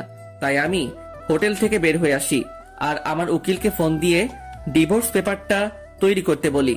তাও মাত্র 1 ঘন্টার মধ্যে। উকিলের কাছ থেকে ফিরতে ফিরতে প্রায় রাত 1টা বেজে যায়। তাই আমি বাসার কাউকে বিরক্ত না করে আমার কাছে যে চাবি ছিল সেটা দিয়ে দরজা খুলে ভিতরে যাই, আর ভিতরে গিয়ে দেখি নিশি বসে বসে ফুপিয়ে ফুপিয়ে কান্না করছে। যেখানে আমার কষ্ট হওয়ার কথা সেখানে আমার প্রচুর রাগ হচ্ছে। তখন আমি নিশির কাছে গিয়ে বলি, বাহ, অভিনয়টা খুব ভালোই করতে জানো দেখছি। আমার এরকম আচমকা কথা শুনে নিশি কিছুটা ভয় পেয়ে যায়। পরে সে নিজেকে সামনে নিয়ে বলে, মানে আপনি কি বলতে চাইছেন? আমি কি বলতে চাইছি সেটা বুঝতে পারছো না, নাকি বোঝার চেষ্টা করছো না? কি বলছেন এইসব? আমি তো কিছুই বুঝতে পারছি না। Enough is enough Nishi, and don't touch me. Please Raj, tell me what happened with you. Please tell me. আর কত অভিনয় করবে নিশি, আর কত? আমি অভিনয় করছি। হ্যাঁ, তুমি অভিনয় করছো, তার প্রমাণ এগুলো। নিশি ছবিগুলো দেখে আরো কান্না শুরু করে দিল, আর আমাকে এসে জড়িয়ে ধরলো। কিন্তু আমি এবার রাগটা কন্ট্রোল করতে না পেরে নিশিকে সজোরে একটা চড় মারি। এই প্রথম আমি ওর গায়ে হাত তুললাম, আর তোকে না বললাম তুই আমাকে ছুবি না, তাও কেন আমাকে ছোঁয়ার চেষ্টা করছিস? আর এই নে, তুই যার জন্য এত অভিনয় করেছিস, আমার সমস্ত সম্পত্তি আমি তোর নামে লিখে দিয়েছি, আর আমাকেও মুক্তি দে। তারপর আমি ওর দিকে ডিভোর্স পেপার আর সম্পত্তির পেপারস এগিয়ে দেই। তখন নিশি বলে, বেশ, আপনি যখন আমার থেকে মুক্তি চান তবে তাই হোক। এই বলে নিশি ডিভোর্স পেপারে সাইন করে দেয়। আর শুনুন মিস্টার রাজ, আপনার সম্পত্তির আমার কোনো প্রয়োজন নেই, তাই এগুলো আপনার কাছেই রাখুন। কথাগুলো বলে নিশি কান্না করতে করতে বাড়ি থেকে বের হয়ে গেল। আমার অনেক ইচ্ছা হচ্ছিল ওকে আটকাবার, কিন্তু সেই অধিকারটা আর আমার নেই। এখন নিশিকে ছাড়াই আমাকে থাকতে হবে। 1 বছর পর নিশি আমায় ছেড়ে গেছে, প্রায় 1 বছর হলো। এই 1 বছরে এমন কোনো রাত নেই যে রাতে আমি নিশির জন্য চোখের জল ফেলি নাই। কিন্তু এই 1 বছরে আমি নিশির কোনো খোঁজ করি নাই, হয়তো রাগের বশে। এই 1 বছরে আমি কারোর সাথে ভালো করে কথা বলি নাই। সারাদিন অফিসের কাজে নিজেকে ব্যস্ত রেখেছি, আর রাতে নিশির সাথে কাটানো মুহূর্তগুলো ভেবে কষ্ট পেয়েছি। প্রতিদিন ওর মতো আজ সকালে অফিস যাচ্ছিলাম, তখন আম্মু এসে আমায় বলল, বাবা রাজ, আর কতদিন নিজেকে এভাবে কষ্ট দিবি বল? যার জন্য এত কষ্ট পাচ্ছিস সে কি 1 বছর একবার তোর খবর নিয়েছে? আহ আম্মু, এত ঘুরিয়ে পেঁচিয়ে কথা না বলে কি বলতে চাও সেটা বলো তো। বলছিলাম কি, তুই এবার একটা বিয়ে করে নে। আর কতদিন নিজেকে এভাবে কষ্ট মাঝে রাখবি বল? আমি তোমায় আগেও বলেছি আর এখনো বলছি, আমি কোনো বিয়ে করতে পারবো না। তোকে আমার দিব্যি, তুই আর বিয়ে তো অমত করবি না। কিন্তু আম্মু। আর কোনো কিন্তু নয়। আচ্ছা ঠিক আছে, তুমি যখন বলছো তখন তাই হোক, কিন্তু আমাকে এসবের মধ্যে টানবে না, আর বিয়েটা যাতে একদম সাধারণ ভাবে হয়। আচ্ছা, তুই যা বলবি তাই হবে। আসলে আমি আম্মুর মুখের দিকে তাকিয়ে বিয়েতে রাজি হলাম, কারণ এই 1 বছর আম্মু অনেক কষ্ট পেয়েছে। তারপর আমি অফিসে চলে আসি, কারণ আজ অফিসে নতুন পিএ নেওয়া হবে। ওর আমি আমার কেবিনে চলে যাই আর ম্যানেজারকে ডাকি। May I come in sir? Yes, come in. Sir, আপনার পিএর জন্য 3 জনকে সিলেক্ট করা হয়েছে, যদি আপনি একবার দেখে নিতেন। অবশ্যই দিন, আমি দেখতেছি। আমি ফাইলগুলো চেক করছিলাম, এমন সময় আমার চোখ আটকে গেল একটা ফাইলে। তাই আমি ম্যানেজারকে বললাম, ম্যানেজার সাহেব, এই মেয়েটিকে নিন, আর তার আগে কন্ট্রাক্ট পেপার সাইন করিয়ে নেবেন। Okay, I take leave now. Sure, you can. সেদিনকার মতো অফিসের সমস্ত কাজ শেষ করে বাসায় আসলাম, আর আসা মাত্র আম্মু বলল, আমি একটা মেয়ে পছন্দ করছি, যদি তুই একবার দেখে নিতে। তার কোনো দরকার নেই, আর আমি বিয়েটা 1 মাস পরে করতে চাই। কিন্তু তুই। প্লিজ আম্মু, একটু বোঝার চেষ্টা করো। আচ্ছা ঠিক আছে। তারপর আমি আমার রুমে চলে আসলাম আর ফ্রেশ হয়ে ঘুমিয়ে পড়লাম। যদিও জানি ঘুম আসবে না, তবুও ঘুমানোর ব্যর্থ চেষ্টা করলাম, কারণ এখন রাতে আর ঘুম আসে না। যদিও আসে, তাও নিশির সাথে কাটানো মুহূর্তগুলো মনে হয় ভেঙে যায়। কোনোভাবে রাতটা পার করলাম। পরের দিন সকালে ঘুম থেকে উঠে ফ্রেশ হয়ে অফিসে চলে আসলাম। এসে দেখি আমার নিউ পিএ এখনো অফিস আসে নাই। তাই ম্যানেজারকে বলে আসলাম সে আসলে আমার সাথে দেখা করতে বলতে। তারপর আমি আমার কেবিনে চলে গেলাম। কিছুক্ষণ পরে কেউ আমার কেবিনের দরজা নক করলো, তাই আমি পেছন ফিরে বসলাম। May I come in sir? Yes, come in. আসলে স্যার, আমি আসার সময় জেমে আটকা পড়ে গেছিলাম, তাই আসতে লেট হইল। কিন্তু স্যার, আর কোনো দিন লেট হবে না। তাই বুঝি। এবার ওর দিকে ফিরে তাকালাম, আর সে আমাকে দেখে ভূত দেখার মতো চমকে উঠলো। মনে হয় সে আমাকে এখানে আশা করে নাই। আপনি এখানে? আমি। অন্য কারো থাকার কথা ছিল বুঝি, মিস নিশি? আপনাদের তো বলাই হয়নি আমার পিএ হলো নিশি। এটা তো আপনার অফিস না, তাহলে এখানে কেমন করে আসলেন? আপনার বোধহয় কোথাও ভুল হচ্ছে, কারণ এই অফিসের ওনার আমি। হয়তোবা হতে পারে, তবে আমি এই অফিসে জব করতে পারবো না। কথাগুলো বলেই নিশি চলে যাচ্ছিল, তাই আমি ওকে থামিয়ে বলি, excuse me miss Nishi, without my permission আপনি যেতে পারবেন না। What the hell are you talking? আমি ঠিক কথাই বলছি। আর এইটা দেখুন, 2 বছরের আগে আপনি এই কোম্পানি ছাড়তে পারবেন না, আর যদিও ছাড়তে চান তাহলে আমার পারমিশন নিতে হবে। কিন্তু আমি এই মুহূর্তে আপনাকে পারমিশন দিচ্ছি না, সো আপনি এখন যেতে পারেন। প্রয়োজন পড়লে আমি আপনাকে ডেকে নিব। Okay sir. তারপর নিশি ওর কেবিনে চলে যায়। আমার আর ওর কেবিন প্রায় পাশাপাশি, তাই আমি ওকে দেখতে পাচ্ছিলাম। অন্যদিকে নিশি নিজের কেবিনে এসে ভাবে, কেন যে সেদিন সাইন করার আগে কন্ট্রাক্ট পেপারটা ভালোভাবে পড়ে নিলাম না, আর উনি কেন আবারও আমার সামনে আসলেন। ভালোই তো ছিলাম এই 1 বছর ওনাকে ছাড়া। এমন সময় নিশির ফোনে কল আসে, আর ফোনটা ধরা মাত্র নিশি কিছুটা বিচলিত হয়ে যায়। ফোনের ওপাশ থেকে কেউ কিছু হয়তো বলল। আমি বসে আমার কাজ করছিলাম, এমন সময় নিশি আমার কেবিনে আসে আর বলে, স্যার, একটা কথা বলার ছিল। বলেন। আসলে স্যার, আজকে আমায় একটু তাড়াতাড়ি ছুটি দিবেন প্লিজ। কেন, ছুটি কি করবেন? আসলে বাসায় একটু প্রয়োজনীয় কাজ আছে, তাই। কি প্রয়োজনীয় কাজ শুনি? আসলে স্যার, নিশি কিছু টোকাতে চাইছিল, আমার কারণে সে বলে উঠল, স্যার আমার বাসায় আমার বাচ্চা অসুস্থ হয়ে গেছে, তাই আমার ছুটি প্রয়োজন। এখন ছুটি দেওয়া না দেওয়া সেটা আপনার ব্যাপার, কারণ আপনি এখানকার বস, আপনি চাইলেই সব করতে পারেন। নিশির মুখে বাচ্চার কথা শুনে আমার চারপাশটা কেমন যেন অন্ধকার হয়ে আসছিল। নিঃশ্বাস নিতেও কষ্ট হচ্ছিল। তবুও নিজেকে সামলে নিয়ে বললাম, ওকে, আপনি যেতে পারেন, তবে কাল থেকে সময় মতো অফিসে আসবেন। যদিও কথাগুলো বলতে কষ্ট হচ্ছিল। তারপর নিশি চলে গেল, আর আমি চেয়ারের সাথে হেলান দিয়ে ভাবতে লাগলাম যে নিশি একসময় আমাকে ছাড়া কিছু বুঝতো না, সে এখন নিজের বাচ্চা নিয়ে ব্যস্ত। তবে আমি কেন একা কষ্ট পাবো? নিশি যখন পেরেছে আমাকে ছেড়ে থাকতে, নিশি যদি আমাকে ছাড়া থাকতে পারে, তবে আমি কেন পারবো না? এসব ছাইপাশ ভাবতে ভাবতেই বিকেল হয়ে যায়। তাই আমি আর বেশি না ভেবে অফিস থেকে বেরিয়ে পড়ি আর সোজা বাসায় চলে আসি। আমাকে এত তাড়াতাড়ি বাসায় ফিরতে দেখে আম্মু আমার কাছে আসে আর বলে, কিরে বাবা, আজ এত তাড়াতাড়ি বাসায় আসলি যে? শরীর ঠিক আছে তো? আম্মু, আমার কিছুই হয়নি, অফিসে মন বসছিল না, তাই তাড়াতাড়ি চলে আসলাম। ওহো আচ্ছা, তুই ফ্রেশ হয়ে আয়, আমি তোর খাবার রেডি করছি। আম্মু, আমার তোমাকে কিছু বলার আছে। আগে ফ্রেশ হয়ে আয়, তারপর। তাই আমি আর কোনো কথা না বাড়িয়ে ফ্রেশ হতে নিজের রুমে চলে যাই। তারপর ফ্রেশ হয়ে নিচে এসে দেখি আম্মু খাবার নিয়ে আমার জন্য অপেক্ষা করছে। তাই আমি গিয়ে বসে পড়ি আর আম্মুকে বলি, আম্মু, তুমি পরশুদিন বিয়ের কথা বলছিলে না? আমি রাজি, তবে বিয়েটা 1 সপ্তাহের মধ্যে হওয়া চাই। এটা তো খুশির খবর, তবে 1 সপ্তাহের মধ্যে বিয়েটা কিভাবে দেব বল? আমি এত কিছু শুনতে চাই না, আমি যেটা বলেছি সেটাই হবে। আচ্ছা, তুই যখন চাচ্ছিস তখন তাই হবে। তারপর আমি খাওয়া দাওয়া করে নিজের রুমে চলে আসি। আর আজ কেন জানি কষ্টটা একটু বেশি মনে হচ্ছে। হয়তো এই কষ্টটা নিশির জন্যই হচ্ছে, কিন্তু এখন আর কিছুই করার নেই, কারণ নিশি তার পরিবার নিয়ে ব্যস্ত আছে। না, আর কষ্ট পেলে চলবে না। তারপর কখন যে ঘুমিয়ে পড়েছি বুঝতেই পারি নাই। পরের দিন সকালে রেডি হয়ে খাবার টেবিলে বসেছিলাম, এমন সময় আম্মু এসে বলল, আমি মেয়ের বাবার সাথে কথা বলছি, তারা বলছে তাদের কোনো সমস্যা নেই, তবে তুই যদি একবার মেয়ের সাথে দেখা করে নিতি তাহলে। দেখো আম্মু, আমি তোমায় আগেও বলেছি যে এই বিয়েটা আমি শুধু তোমার কথাই করছি, তাই আমাকে আর এর মধ্যে জড়িও না। আচ্ছা ঠিক আছে, তাহলে আজ থেকে বিয়ের অ্যারেঞ্জমেন্ট শুরু করতে হবে, কারণ হাতে তো বেশি সময় নেই। তোমরা যা বোঝো তাই করো। আমি এখন অফিসে গেলাম। তারপর আমি অফিসে চলে আসি। অফিসে আসা মাত্র সবাই আমাকে কংগ্রেস জানাতে থাকে। মনে হয় আম্মুই বিয়ের ব্যাপারে সবাইকে জানিয়েছে। তাই আমি আর কিছু না ভেবে নিজের কেবিনে চলে আসি। আর এদিকে অফিসে সবাই মিষ্টি খাচ্ছে আমার বিয়ে উপলক্ষে। এমন সময় নিশি অফিসে আসে আর আমার এক স্টাফ নিশিকে মিষ্টি খাওয়াই দেয়।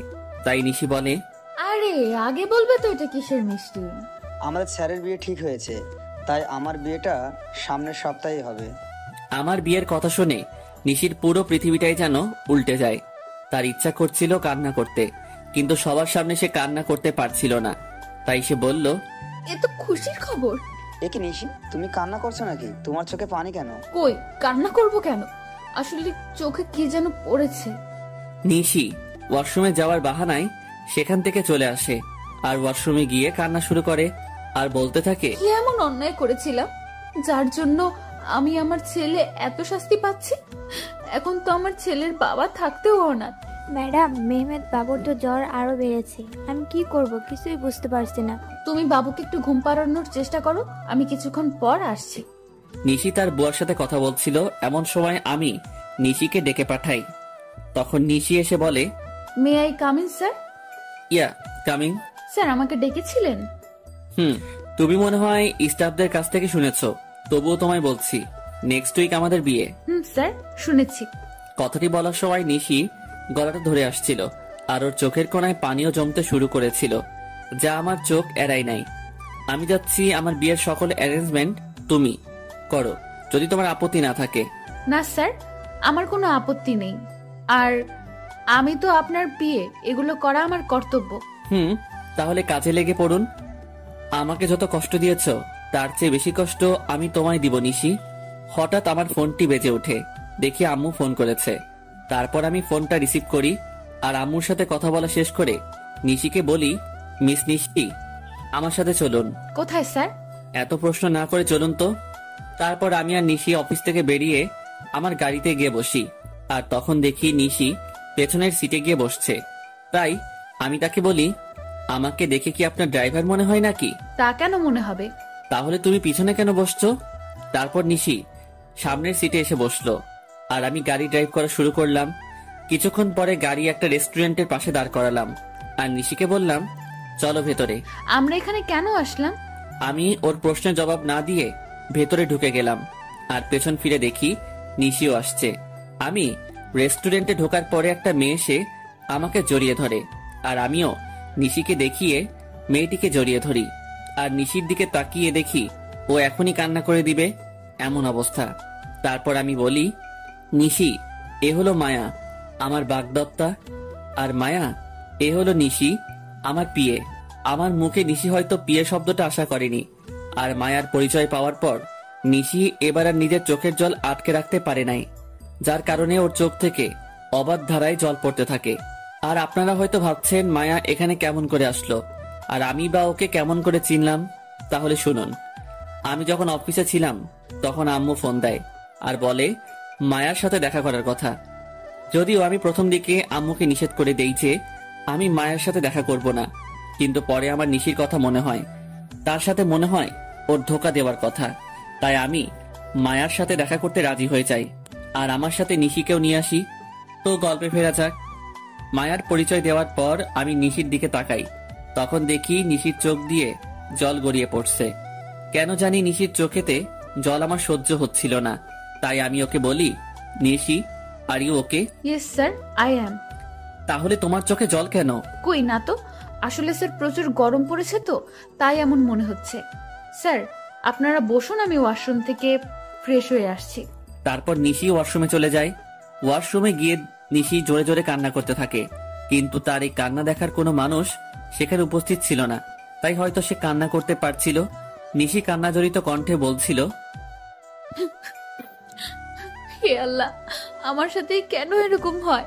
ভালোই তো ছিলাম আমি ওকে ছাড়া, তবু কেন ওকে আবার আমার জীবনে ফিরিয়ে আনলে?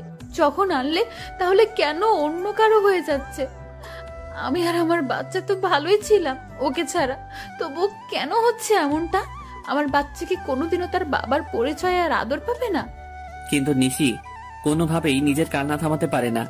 কিন্তু সে তার বাচ্চার কথা ভেবে নিজেকে শক্ত করে আর বোঝায় তার বাবুর জন্য হলেও নিজেকে শক্ত রাখতে হবে। প্রায় আধা ঘন্টা পরে নিশি ওয়াশরুম থেকে বের হয়, আর রাজ তার চেহারা দেখে রীতিমতো ভয় পেয়ে যায়, কারণ তার চোখগুলো লাল হয়ে আছে, তার সাথে ফুলেও আছে। তার মানে নিশি এতক্ষণ কান্না করছিল, কিন্তু নিশির কান্না করার তো কোনো কারণ এখানে নেই। তবু সে কেন কান্না করছিল আমি কিছুই বুঝতে পারছিলাম না। তখন নিশি আমাদের কাছে আসলো আর চেয়ারে বসে পড়লো, আর আমি রেস্টুরেন্টের একজন স্টাফকে ডেকে খাবার অর্ডার করলাম।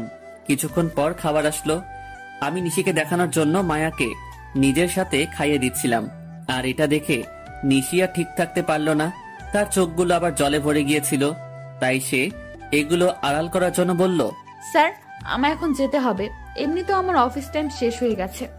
তুমি তো কিছুই খেলে না, খাওয়া শেষ করে তারপর যাও। না স্যার, এখন আর খাইতে মন চাচ্ছে না। ওকে, তাহলে যাও। আর কাল থেকে আমার বিয়ের অ্যারেঞ্জমেন্টের সকল কাজ শুরু করে দিও। যদি কারো সাহায্য প্রয়োজন হয় তাহলে আমাকে বইলো। ঠিক আছে স্যার, আমি এখন আসি। তারপর নিশি চলে যায়, আর আমিও মায়া কিছু গল্প করতে থাকি। যদিও মায়ের সাথে কথা বলার কোনো ইচ্ছা আমার নাই, তাও আম্মুর কথা ভেবে বলছিলাম। অন্যদিকে নিশি বাড়িতে গিয়ে নিজের ছেলেকে জড়িয়ে ধরে কান্না শুরু করে দেয়, আর বলতে থাকে, তোর বাবা খুব পচা, আমাকে একটুও বিশ্বাস করে না, এমনকি তোকেও ভালোবাসে না। তাই তো আজ অন্য একটা মেয়েকে নিজের হাতে খাইয়ে দিচ্ছিল, কিন্তু একদিন আমাকে বলেছিল আমাকে ছাড়া আর কোনোদিন কোনো মেয়েকে টাচ করবে না। আমি আর মায়া কিছুক্ষণ গল্প করার পরে রেস্টুরেন্ট থেকে বের হয়ে আসি, আর মায়া তার গাড়িতে করে বাসায় চলে যায়। আমি যখনই নিজের গাড়িতে উঠতে যাব তখনই কেউ আমার নাম ধরে ডাক দেয়। পেছন ফিরে দেখি নিশির বেস্ট ফ্রেন্ড মিম। তাই আমি তাকে বলি, কেমন আছো মিম, আর দেশে কবে ফিরলে? ভালো আছি ভাইয়া, আর কিছুদিন হলো দেশে ফিরেছি। নিশি কেমন আছে? আর ওকে আমি ফোন দেই, কিন্তু ওর ফোন বন্ধ দেখায় কেন? নিশি কেমন আছে সেটা নিশি হয়তো ভালো জানে। আপনার কথা মানে বুঝলাম না। আর নিশি তো আপনার স্ত্রী, তাহলে কেমন সেটা আপনি জানাবেন না কেন? নিশি আমার স্ত্রী ছিল, কিন্তু এখন নেই। কি বলছেন এগুলো? কি আমি তো কিছুই বুঝতে পারছি না। এখানে না বোঝার তো কিছুই নেই, মানে আমি আর নিশি আলাদা হয়ে গেছি। কিন্তু কেন? আপনারা তো দুজন দুজনকে ভালোবাসেন। শুনতে চাও কেন? তাহলে শুনো। তারপর আমি 1 বছর আগের সকল ঘটনা মিমকে বলি, আর ওই ছবিগুলো মিমকে দেখাই। আর মিম এগুলো দেখে আমায় যে কথা বলে সেগুলো শুনে আমার পুরো শরীরটা কাঁপতে থাকে। আমি কিভাবে এমনটা করতে পারলাম এগুলো ভেবেই কান্না চলে আসে আমার। আর মিম আমায় যে কথাগুলি বলে তা হলো, আপনি কি জানেন ছেলেটা কে? ছেলেটার নাম সাজিদ, এবং নিশি আর সাজিদ একে অপরকে ভালোবাসে। না, আপনি যেটা জানেন সেটা সত্যি নয়। সত্যিটা আমি আপনাকে বলছি। তারপর মিম আমাকে সাজিদের ব্যাপারে সব কথাগুলো বলল, যা শোনার পর নিজেকে বড় অপরাধী মনে হচ্ছিল। মিম বলল যে আমি আর নিশি একই ভার্সিটিতে পড়তাম আর একই ডিপার্টমেন্টে, যার কারণে আমার আর ওর মধ্যে খুব ভালো বন্ধুত্ব হয়ে যায়। আমরা দুজন সব সময় একসাথে থাকতাম।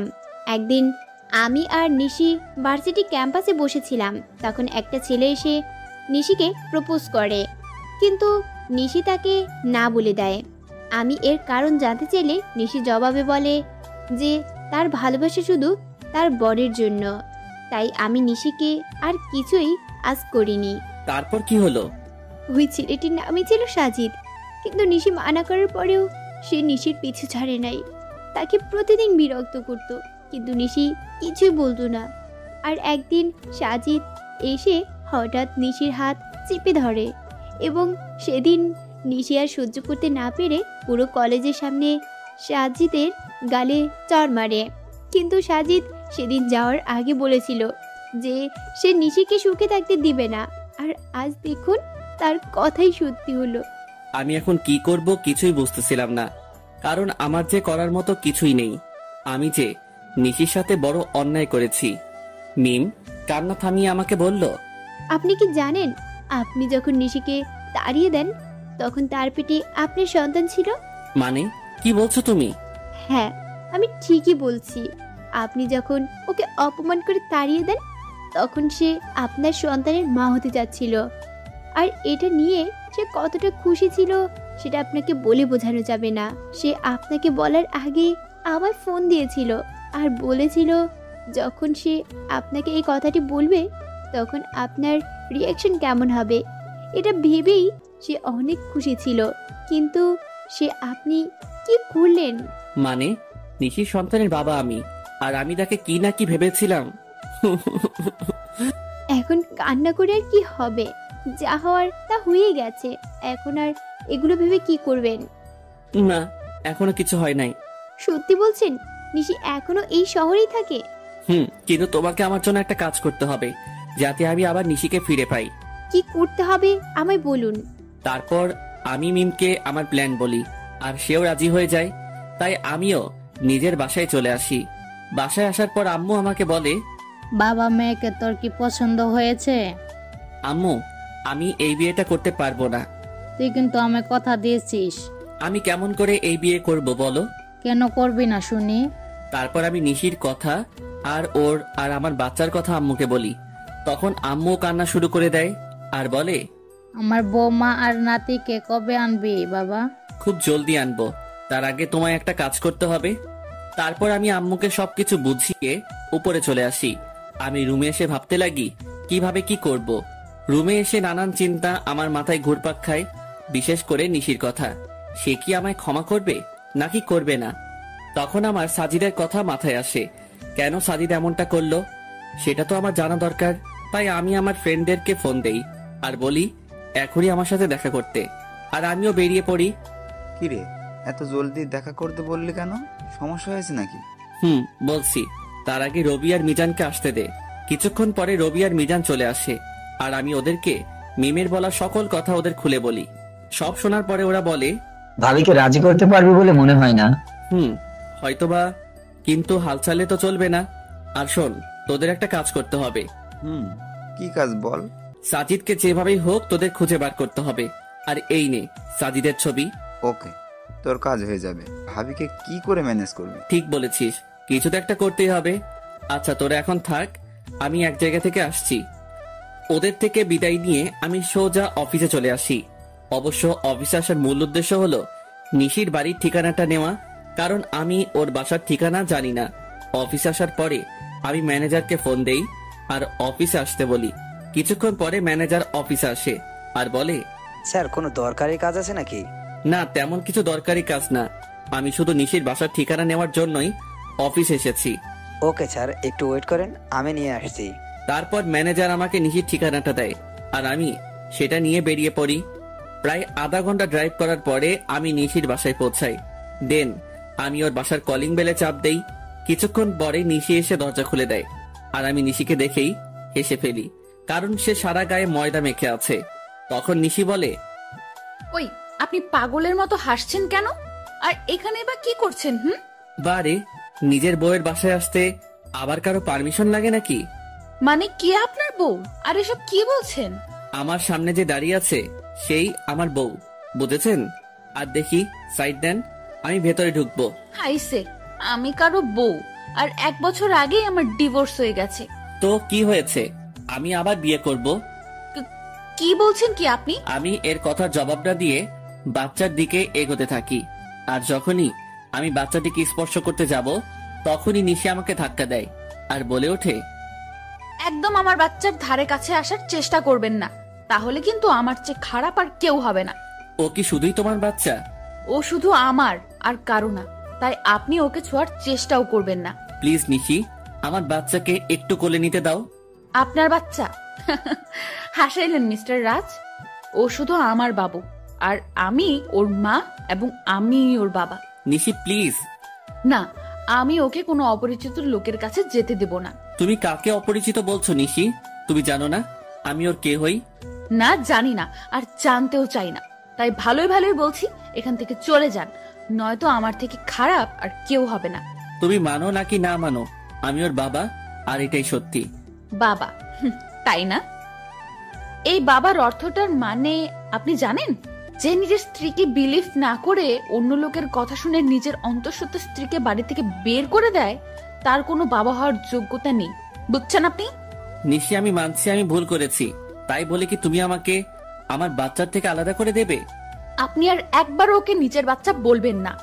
এই 1 বছর আমি ওর বাবা মা দুটোই ছিলাম, আর ভবিষ্যতেও থাকতে পারবো। প্লিজ নিশি, আমাকে ক্ষমা করে দাও, এরকম ভুল আমি আর কোনো দিন করব না। এই বলে আমি ওকে নিজের বুকের মাঝে টেনে নেই। নিশি কিছুক্ষণ আমার বুকের মাঝে থেকে পরক্ষণে নিজেকে ছাড়িয়ে নেয় আর বলে, ও বুঝেছি, আপনি কেন এখানে এসেছেন। আপনি আমার শরীরটা ভোগ করতে চান, এই তো? এর আগেও একবার করেছিলেন, তাই না? ওকে, আমি নিজেই আমার সব বিলিয়ে দিচ্ছি, তবুও আপনি আমার আর আমার সন্তানের মাঝখানে আসবেন না। বলেই নিজের শাড়ির আঁচল নিচে ফেলে দিল আর বলল, নিন, শুরু করুন। আমি এবার নিজের রাগকে কন্ট্রোল করতে না পেরে নিশির গালে জোরে একটা চড় মারি আর বলি, তুমি এমনটা ভাবলে কি করে নিশি? তুমি আজ পর্যন্ত এই চিনলে? ঠিক আছে, তুমি যখন বলছো তবে আমি তোমাদের জীবন থেকে অনেক দূরে চলে যাব। তার আগে প্লিজ একবার আমার ছেলেকে আমার কোলে দাও। নিশি কিছুক্ষণ কি যেন একটা ভাবলো, তারপর বলল, শুধু একবার, তার বেশি না। তারপর আমি আমার ছেলেকে কোলে তুলে নিলাম, আর ওকে কোলে নেওয়ার পর যেন মনে হলো পুরো পৃথিবীর সুখ আমার কোলের মাঝে আবদ্ধ হয়েছে। কিন্তু এটা বেশি সময় স্থায়ী হলো না। নিশি আমার কোল থেকে বাচ্চাকে কেড়ে নিয়ে বলল, এবার যান, আর কোনোদিন এখানে আসবেন না। আমি কিছু বললাম না, শুধু বললাম নিজেরও বাবুর খেয়াল রেখো। তারপর সেখান থেকে চলে আসলাম। নিশির বাসা থেকে বের হয়ে রাস্তায় আসলাম আর ভাবতে লাগলাম, নিশি আমাকে এতটুকু বিশ্বাস করে না। ও কেমন করে ভাবতে পারলো যে আমি ওর শরীরকে? না, নিশির সামনে আমি আর কোনোদিন যাব না। নিশিও তো এটাই চাই। তবে তাই হোক। এমন সময় রবির ফোন আসে আরো বলে, কিরে রাজ, কোথায় আছিস তুই? সেই কখন থেকে ফোন দিয়ে যাচ্ছি।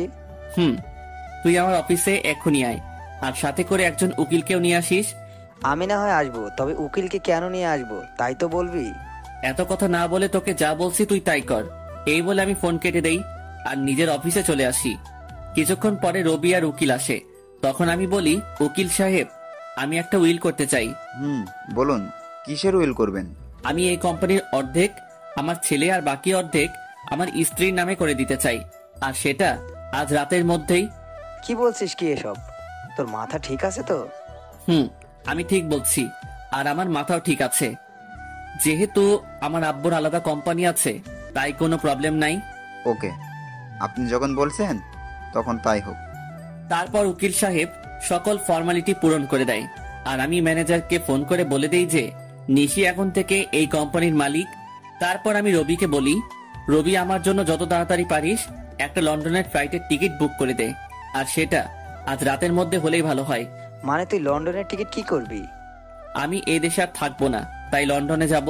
কিন্তু কোনো কিন্তু নয়, আর হ্যাঁ, কেউ যেন জানতে না পারে আমি কোথায় আছি।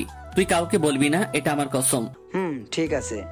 তারপর রবি একটা টিকিটের ব্যবস্থা করে দেয়, আর আমাকে এয়ারপোর্টে থুতেও যায়, আর বলে ওখানে পৌঁছে আমাকে ফোন দিবি, আর আমার সাথে যোগাযোগ বন্ধ করবি না কিন্তু। করব। কিছুক্ষণ পরে আমার ফ্লাইট, তাই আমি প্লেনে গিয়ে বসি, আর প্লেনও টেক অফ করে।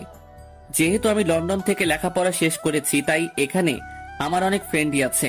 তাই আমি সেখানে পৌঁছে আমার এক ফ্রেন্ডকে কল দেই, আর সে আমাকে এয়ারপোর্ট থেকে পিক করে নিয়ে যায়।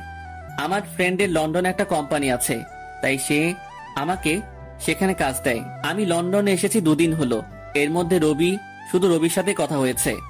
অন্যদিকে নিশি প্রায় 2 দিন হলো অফিসে যায় না, আর সে একদিন বিকেলে তার ছেলেকে নিয়ে বাইরে ঘুরতে বের হয়, আর তখনই তার মিমের সাথে দেখা হয়। আর মিম নিশিকে দেখা মাত্র জড়িয়ে ধরে আর কান্না শুরু করে দেয়। এভাবে কিছুক্ষণ দুজন কান্না করতে থাকে। তারপর মিম নিশির কোলে বাবু দেখে বলে, এটাই বুঝি আমার পুস্কু? রে, দেখতে তো একেবারে ওর বাবার মতো হয়েছে। প্লিজ মিম, ওর নামটা আর বলবি না। কেন রে? তুই কিছুই জানিস না ও আমার সাথে কি করেছে। আমি সব জানি, রাজ ভাই আমাকে সব বলেছে। তারপর মিম নিশিকে সব সেদিনকার কথা সব খুলে বলে, আর কথাগুলো শুনে নিশিও কান্না শুরু করে দেয়, আর বলে, আমি কিভাবে পারলাম ওর সাথে খারাপ ব্যবহার করতে? তাহলে কি সেদিন ও এই কথাই বলতে এসেছিল? তুই কি বলছিস? আমি কিছুই বুঝতে পারছি না।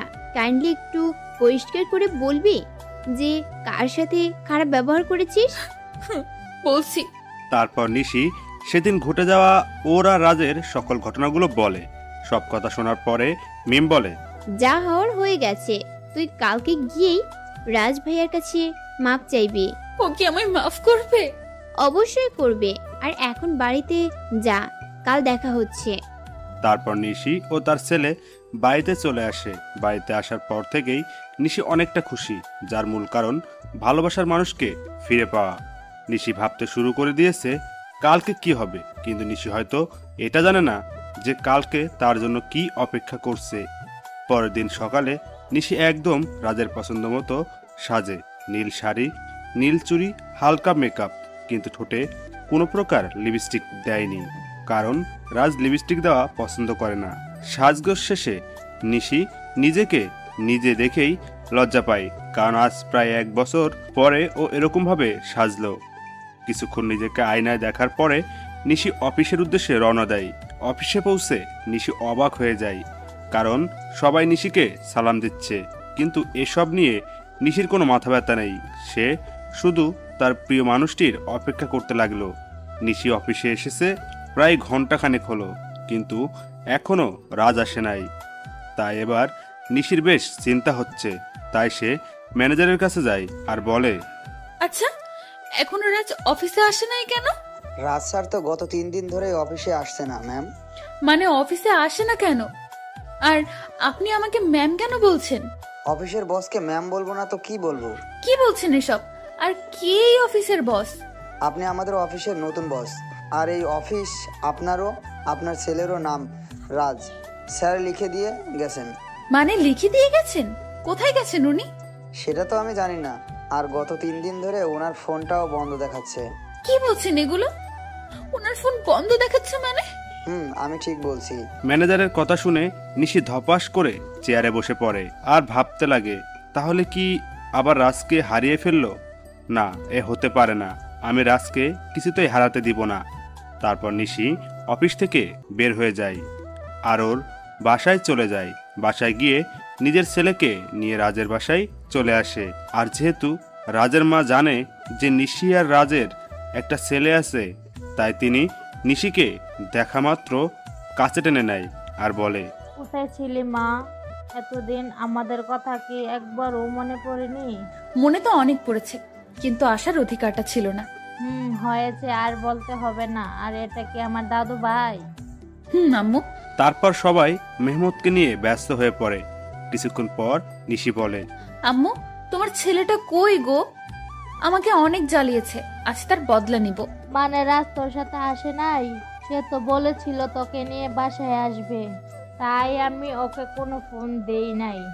ও 3 দিন ধরে আমার সাথে দেখাই করে নাই, আর অফিসেও যায় নাই, তাই আমি মনে করলাম যে ও বাসায়ই আছে। এখন রাজের আম্মুও কান্না করছে।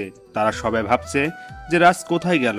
অন্যদিকে রাজ লন্ডনে গিয়ে তার বন্ধুর বাসায় উঠেছে, আর আজ তার অফিসের প্রথম দিন, তাই সে অফিসের জন্য তৈরি হয়ে বের হয়ে আসে। তারপর রাজ আর ইব্রাহিম, রাজের বন্ধু, অফিসের উদ্দেশ্যে রওনা দেয়। অফিসে পৌঁছে রাজ অবাক না হয়ে পারল না। আরে রাজ, কেমন আছো তুমি? আলহামদুলিল্লাহ ভালোই আছি। তুমি কেমন আছো? ভালো ছিলাম না, কিন্তু এখন থাকবো। মানে তুমি কি বললে বুঝতে পারলাম না। আমি বললাম যে আমিও ভালো আছি। তা আঙ্কেল আন্টি কেমন আছে? তারাও ভালোই আছে, যদিও আমি জানি না যে তারা কেমন আছে। তা কি মনে করে তোমাদের কোম্পানি ছেড়ে এখানে জয়েন করলে? এমনি গো, তেমন কিছু না। ওকে রাজ, তোমার সাথে পরে কথা হবে, এখন একটা মিটিং আছে, তাই যেতে হবে। বাই। এখন আপনারা হয়তো ভাবছেন নীলাকে আর আমি বা নীলাকে কেমন করে চিনি, তাই তো? তাহলে শুনুন, নীলা, আমি আর ইব্রাহিম একই সাথে পড়তাম, তাই আমি আর ওকে চিনি। আর আমি নীলাকে সবসময় নিজের বন্ধুই ভাবতাম, কিন্তু একদিন নীলা আমাকে এসে প্রপোজ করে, কিন্তু আমি এসব পছন্দ করতাম না, তাই আমি ওকে নিষেধ করে দেই। কিন্তু নীলা আমায় প্রতিদিন প্রপোজ করতে থাকে, তাই আমি তাকে বলে নেক্সট টাইম যদি সে আমায় প্রপোজ করে তাহলে আমি ওর সাথে আর বন্ধুত্ব রাখতে পারবো না। তাই সেদিনের পর থেকে নীলা আমায় আর প্রপোজ করে নাই। এর মধ্যে আমার লেখাপড়া শেষ হয়ে যায়, তারপর আমি দেশে ফিরে আসি। আর বাকিটুকু তো আপনারা জানেন। নীলা যাওয়ার পরে আমি ইব্রাহিমকে বলি, কি রে, এটা তো তোর কোম্পানি, তাহলে নীলা এখন কার বস কিভাবে? এটা আমার কোম্পানি, কিন্তু এর মালিক আমরা দুজন, আমি আর নীলা। তো তুই আমাকে আগে বলতে পারলি না যে এখানে নীলাও আছে? তাহলে আসতি না, তাই তো? এর জন্য তো নীলার কথা আমি তোকে আগে বলিনি। বেশ করেছিস। এখন এখান থেকে দূর হ, আমার কাজ আছে। তারপর আমি কাজ করতে শুরু করলাম। বিকেলের আগে আমার সব কাজ শেষ হয়ে যায়, তাই আমি একটু অফিসে চারপাশটা ভালো করে ঘুরে দেখছিলাম। তখন পেছন থেকে কেউ আমার কাঁধে হাত রাখে। আমি তখন পেছনে ফিরে দেখি নীলা দাঁড়িয়ে আছে। এখানে দাঁড়িয়ে কি করছো রাজ? কিছু না, শুধু চারপাশের প্রকৃতি দেখছিলাম। ও চলো, আজ আমি আর তুমি একসাথে ডিনার করব। তা কি করে হয় বলো? সব হয়। কিছুক্ষণ পরে নীলা গাড়ি একটা রেস্টুরেন্টের সামনে দাঁড় করায়, আর আমরা সেখানে ডিনার শেষ করি। ডিনার করার সময় আমাদের অনেক কথাই হয়। তারপর নীলাই আমাকে বাড়িতে পৌঁছে দেয়। বাড়িতে আসার পরে আমি সোজা ওয়াশরুমে চলে যাই, আর কিছুক্ষণ পরে ফ্রেশ হয়ে বেরিয়ে আসি। আর তখনই আমার রবির কথা মনে হয়। আজ সারাদিন ওকে একবারও ফোন দেওয়া হয়নি, তাই আমি দেরি না করেই ওকে ফোন দেই। আর ফোন ধরার পর রবি বলে, কেমন আছিস ভাই? এই তো ভালোই আছি, তুই কেমন আছিস? আমিও ভালো আছি। আমার বাড়ির সবাই কেমন আছে? কেউ ভালো নেই, তুই যাবার পরে সবাই কেমন যেন হয়ে গেছে। আর আন্টি তোর জন্য প্রায় পাগল হয়ে গেছে। তুই ফিরে আয় ভাই। সময় হলেই আমি ফিরে আসবো। আর নিশি আর আমার বাবু কেমন আছে রে? নিশি তো বাদ দে নিশির কথা, তুই ভালো থাকিস আর আমার পরিবারকেও দেখে রাখিস। এই কথাগুলো বলেই আমি ফোনটা কেটে দেই। সে রাতে আমার আর ঘুম আসলো না। পরের দিন থেকে আমি আবার নতুন জীবন শুরু করার ব্যর্থ চেষ্টা করি। সকালে ফ্রেশ হয়ে ইব্রাহিমের সাথে অফিসে চলে যাই। আর অফিসে পৌঁছে নীলা বলে, রাজ কেমন আছো? এই তো ভালো, তুমি কেমন আছো নীলা? আমিও ভালো আছি। কাজের চাপ বেশি দেয়নি তো তোমায়? আরে না, এতটুকু কাজ করার অভ্যাস আমার আছে। ও আচ্ছা, তোমার কাজ শেষ হলে আমি আর তুমি এক জায়গায় যাব, কেমন? সেটা না হয় যাবো, কিন্তু যাবেটা কোথায়? সেটা গেলেই দেখতে পারবে। আমিও আর বেশি না ভেবে কাজে মন দিলাম। আর কাজ করতে করতে কখন বিকেল হয়ে গেছে জানতেই পারি নাই। তখন হঠাৎ নীলা এসে বলল, কি গো, তোমার হলো? আর একটু আছে, তুমি দাঁড়াও। আমি আর দাঁড়াতে পারছি না, তুমি আমার সাথে চলো, আমি এই কাজটা অন্য কাউকে দিচ্ছি। বলে নীলা আমার কাজটা একজনকে দিয়ে আমাকে জোর করে বাইরে নিয়ে আসে। আমাকে বাইরে নিয়ে আসার পর নীলা বলে, তুমি গাড়িতে বসো, আমি আসছি। তারপর নীলা আমার অফিসের মধ্যে চলে যায়, আর আমি গাড়িতে উঠে বসি। কিছুক্ষণ পরে নীলা বের হয়ে আসে আর গাড়িতে উঠে গাড়ি ড্রাইভ করে। কিছুক্ষণ ড্রাইভ করার পরে আমরা একটা বড় বাড়ির সামনে এসে দাঁড়াই, আর নীলা বলে, রাজ চলো। এটা আমায় কোথায় নিয়ে এলে? ভেতরে গেলেই দেখতে পারবে। তারপর আমি নীলার পিছু পিছু ভেতরে যাই, আর ভেতরে গিয়ে আমি অবাক হয়ে যাই, কারণ ভেতরে নীলার বাবা বসা ছিল। তার মানে এটা নীলাদের বাড়ি। তখন আমি বললাম, কেমন আছেন আঙ্কেল? ভালো বাবা, তুমি কেমন আছো? জি আঙ্কেল, আমিও ভালো আছি। তারপর আরো অনেক কথা বললাম, আর খাওয়া দাওয়াও ওখানেই করলাম। নীলা রাতে আমাকে ইব্রাহিমের বাসায় থুয়ে যায়, তাই আমিও ফ্রেশ হয়ে ঘুমিয়ে পড়ি। এভাবে 5টা বছর পার হয়ে যায়, আর এই 5 বছরে নিশির জন্য আমার ভালোবাসায় এতটুকু কমে নাই, বরং বেড়েছে। তো প্রতিদিনের মতো আজও অফিসে গেলাম, আর অফিসে পৌঁছানোর পর নীলা আমার কাছে এসে বলল, শোনো রাজ, আমরা আগামীকাল বাংলাদেশে যাব। সেখানে একটা মিটিং আছে, আর আমার সাথে তুমিও যাবে। তাই তোমার যা যা প্রয়োজনীয় তুমি আজ বাসায় গিয়ে প্যাকিং করে নাও, আর কাল সকালে আমাদের ফ্লাইট। ওকে ঠিক আছে। কেন জানি আমি ওকে মানা করতে পারলাম না, হয়তো অনেকদিন পর দেশে ফিরবো, এর জন্যই। সেদিনকার মতো অফিস করে বাসায় চলে আসলাম। তারপর আমি আমার কিছু জিনিস প্যাকিং করে রাখলাম। পরের দিন সকালেই আমি আর নীলা বাংলাদেশে চলে আসলাম, আর আমি ওখানকার যে কোম্পানির সাথে মিটিং হবে সেখানে গেলাম। আমি সেখানে গিয়ে আরো বেশি অবাক হয়ে যাই, কারণ এটা আর কারো না, আমার বাবার কোম্পানি, যার সাথে আমাদের মিটিং হবে। আমি কি করব তাই ভেবে পাচ্ছিলাম না। একবার মনে করলাম যে মিটিংটা অ্যাটেন্ড করব না, কিন্তু পরক্ষণে কি যেন হলো। আমি মিটিং প্লেসে চলে গেলাম। সেখানে গিয়ে আমি দেখি আমার বাবা একটা চেয়ারে বসা আছে, আর তার চেহারাটা কেমন যেন শুকিয়ে গেছে। তো আমি সেখানে গিয়ে সবার সাথে মত বিনিময় করলাম। আর আমি যখনই বাবার কাছে গেলাম, তখন বাবা আমাকে দেখা মাত্র জড়িয়ে ধরলো আর বলল, কোথায় ছিলি বাবা এতদিন? আমাদের কথা কি তোর একটুকু মনে পড়ে নাই? বাবা, অনেক মনে পড়েছে, কিন্তু আমি যে অপারগ ছিলাম। এখন আমার সাথে তুই বাসায় যাবি, তোকে দেখলে তোর আম্মু অনেক খুশি হবে। আব্বু, আমি যাব। তার আগে এই মিটিংটা শেষ করে নেই। সত্যি বলছিস তো? সত্যি। এতক্ষণ সবাই আমাদের দিকে তাকিয়েছিল আর বোঝার চেষ্টা করছিল যে কি হচ্ছে এগুলো। এমনি নীলাও অবাক হয়ে গিয়েছে, কারণ সেও আমার বাবাকে চিনে না। তাই সে আমার কাছে এসে বলল, তুমি বিজনেসম্যান নাজমুল সাহেবের ছেলে? তুমি এত বড় বিজনেসম্যানের ছেলে হয়ে আমাদের কোম্পানিতে একজন সাধারণ স্টাফ হয়ে কাজ কেন করছিলে?